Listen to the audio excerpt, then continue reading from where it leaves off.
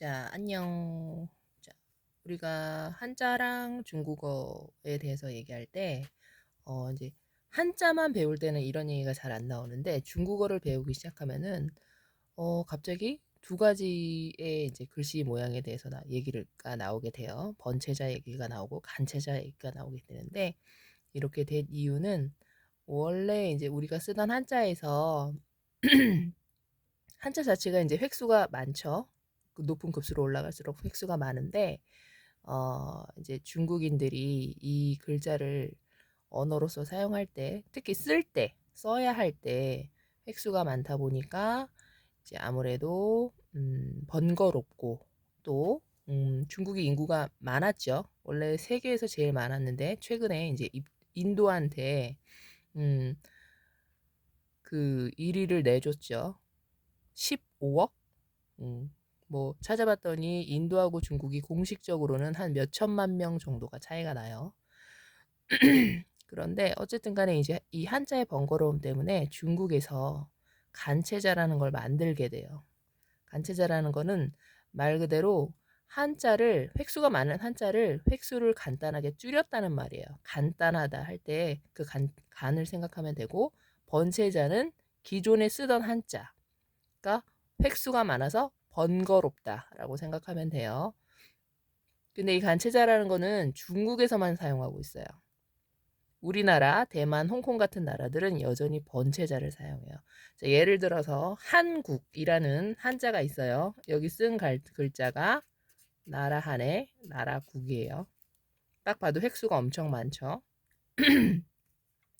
자, 원래는 이렇게 나라한이라는 글자를 쓰는데 획수가 많아. 그래서 이 뒤에 있는 글자가 가죽위라는 글자인데, 가죽위라는 글자를 이 오른쪽에 보면은 중국의 간체자로 바뀐 글자를 보면 아주 획기적으로 획수가 줄어들죠. 하나, 둘, 셋, 넷 이렇게 4획으로 줄어들어요. 그래서 이렇게 간체자로 바뀌고, 또 나라국자도 바뀌죠. 나라국자, 사실은 원래 번체자로 쓰이는 나라국자가 참 글씨가 멋있는 글자인데, 이렇게, 자, 이렇게 아주 간단하게 바뀝니다. 이렇게. 그래서 중국어로는 한국을 한국어라고 해요. 이성이 연달아 나오죠. 한국어.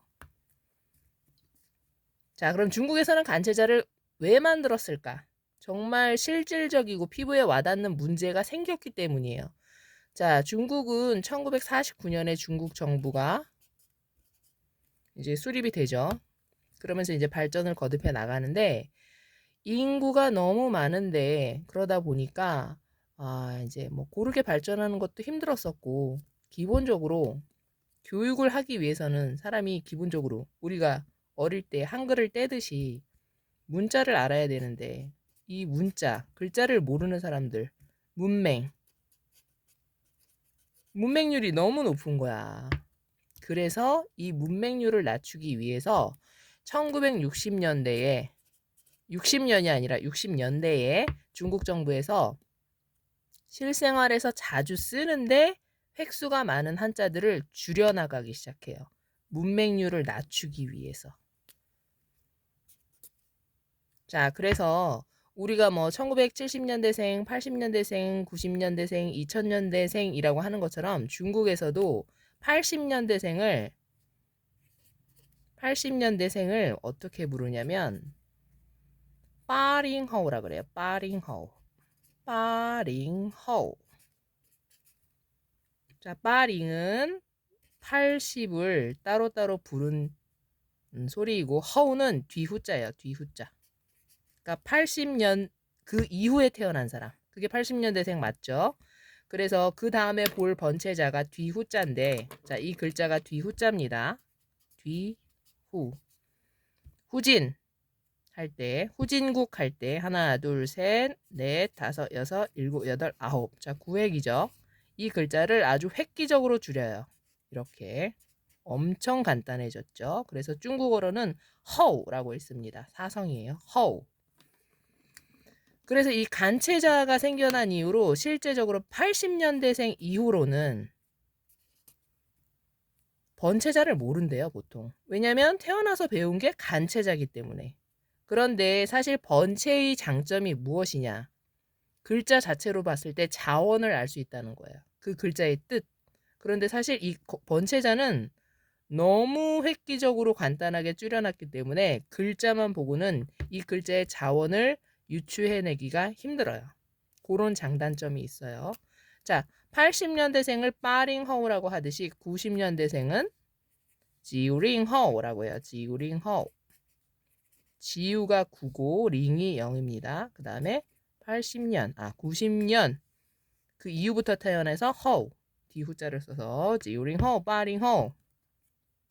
지금 뭐 우리나라도 도서관에 갔더니 그런 책 제목이 있더라고요. 80년대생 학부모 당신은 누구입니까? 뭐 이런 비슷한 책 제목이 있던데 중국에서도 이제 빠링허우 80년대생부터는 뭔가 그 이전 세대와는 다른 양상을 많이 보이는 생활 양식이나 사고 방식이나 가치관 자체가 많이 달라졌다고 해요. 우리나라랑 비슷한 것 같아요.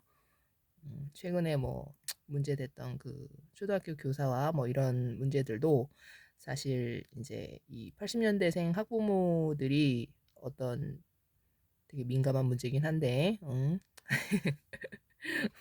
그래요. 내 자식이 귀하고 어디 가서 주눅 들지 않았으면 좋겠고 하는 것에 대한 그것과 어떤 이제 공동 생활에서의 어떤 규칙을 지키는 것과 양보와 배려를 배우는 과정, 그런 어떤 가치관들이 갈등이 일으켰던 그런 건데 어쨌든 그래요. 많이 달라요. 중국이나 우리나라나 80년대생부터는 굉장히 이미 발달되고 선진화된 문화 속에서 자란 세대들이기 때문에 이런 갈등들이 좀 생기는 것 같아요. 그리고 그 다음에 볼 번체자는 학생이에요. 학생. 배울학. 원래는 날생인데 여기는 사람생이라는 뜻이 있어요. 사람생. 그래서 학생, 배우는 사람이에요. 근데 이 배울 학자가 자 원래는 이렇게 아주 획수가 많습니다. 뭐 자원을 대충 살펴보면 요 양쪽에 있는 게 뭐 손이고 가운데 있는 게 새끼줄이라는데 새끼줄이 뭐예요? 하는 사람도 있을 거예요. 새끼줄은 자, 우리가 쌀을 먹죠. 쌀을 매일 먹는데 그 쌀이 매달려 있는 그 식물을 벼라고 합니다. 그 쌀을 가을에 수확하고 나서 가을에 이제 추수하고 나서 그 벼가 남죠. 그 벼. 나무는 아니고 이제 식물인데 그 마른 풀을 옛날 사람들은 잘 꼬아서 집신도 만들고 그렇지 집신. 집신도 만들고 옛날 그 달걀 보면 달걀이 깨지지 말라고 이 지프로 그렇죠. 마른 벼를 마저 지피라고 해요. 마른 벼를 지피라고 하는데 그 지프로 잘 이렇게 꼬아서 꾸러미를 만들어서 달걀도 잘 보존할 수 있고 대표적인 게 집신이에요. 그리고 뭐 그 뭐지? 바구니 같은 것도 만들고 그래요. 어쨌든 그래서 집에서 아들한테 옛날에는 아들이라는 이 아들 자가 옛날에는 아들이라는 의미로 대표되는데 지금은 그냥 자식 전체 아들, 딸을 막론하고 그냥 자식이란 뜻으로 쓰여요. 그래서 집에서 아들한테 새끼줄 꼬는 법을 가르쳤다. 왜? 그 새끼줄을 꼬아서 만들 물건들이 실생활에 유용한 물건들이 많았기 때문에. 그래서 배울 학인데 이 배울 학자도 획기적으로 획순이 줄죠. 위에 특히 윗부분이 완전 획기적으로 줄죠. 겨우 이렇게 세 획으로 줄여버립니다.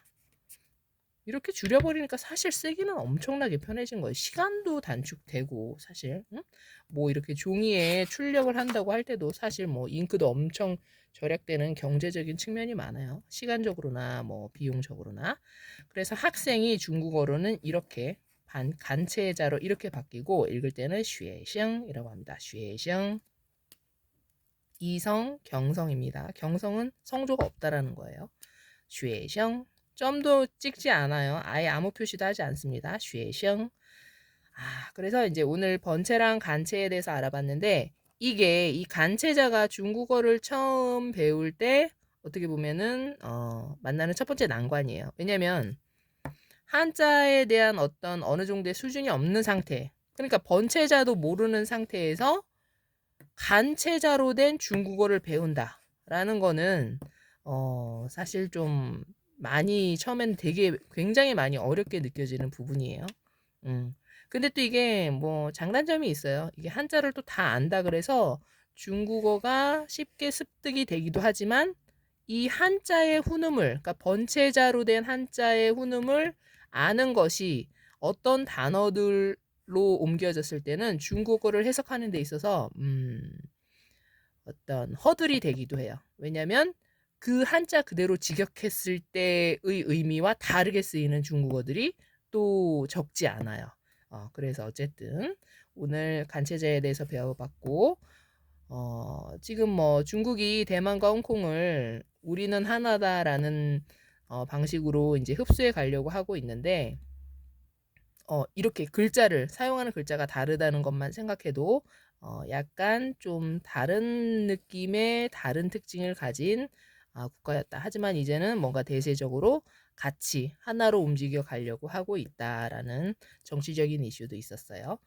오늘은 너무나 오랫동안 얘기하고 싶었던 이 번체, 간체에 대해서 얘기했습니다. 앞으로도 뭐 번체랑 간체는 계속 얘기하게 될 거예요.